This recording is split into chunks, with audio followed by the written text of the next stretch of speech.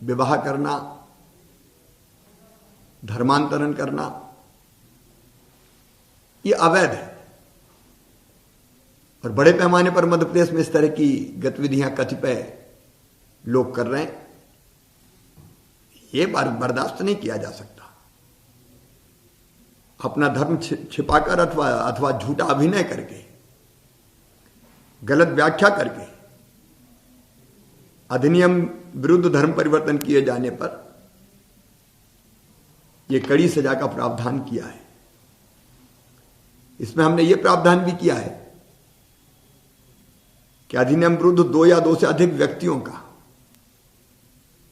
एक ही समय में सामूहिक धर्म परिवर्तन किए जाने पर न्यूनतम 5 वर्ष और अधिकतम 10 वर्ष तक का कारावास और न्यूनतम 1 लाख रुपए का अर्थदंड तक की सजा।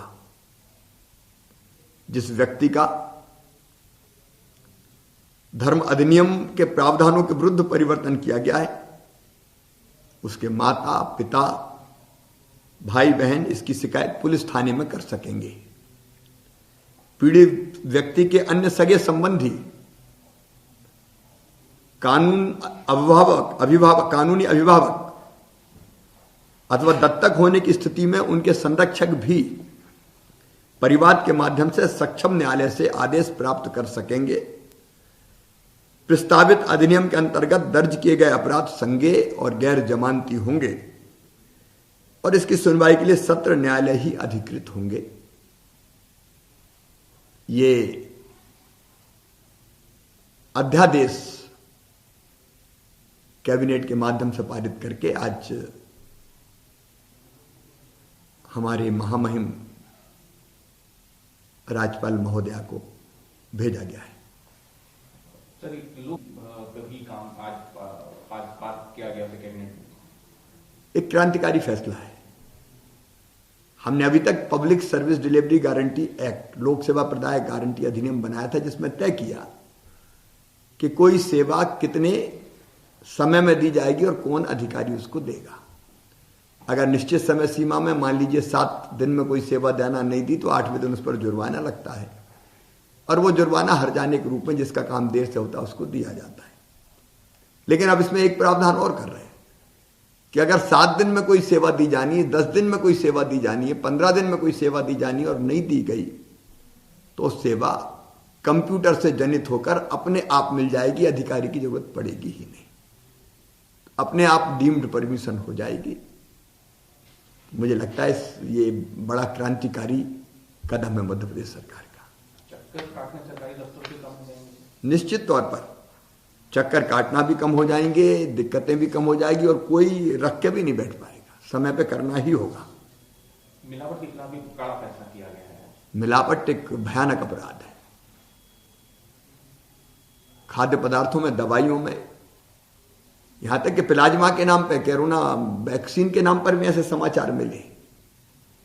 अब नकली प्लाज्मा, इससे बड़ा अपराध कोई हो सकता है क्या? तो दवाइयों का हो या खाद्य पदार्थों का मिश्रण, ये लोगों की जिंदगी से खिलवाड़ है और ये किसी भी कीमत पर मध्य प्रदेश में नहीं चलने दिया जाएगा। इसके लिए भी हमने आज अध्यादेश पारित किया है और भारतीय दंड संहिता की धारा 272, 273, 274, 275 और 276 में संशोधन कर 6 माह के कारावास और 1000 रुपया तक के जुर्माने के स्थान पर, अब तक 6 महीने का कारावास और 1000 रुपया जुर्माना था, अब हमने आजीवन कारावास और जुर्माना प्रतिस्थापित किया है।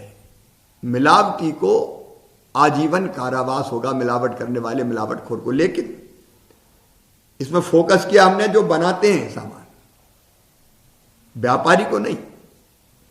जहां बनती है चीज, कारखाने में मूल स्थान जो बनाने वाला है, फोकस वो है, उसको किसी भी कीमत पर हम नहीं छोड़ेंगे।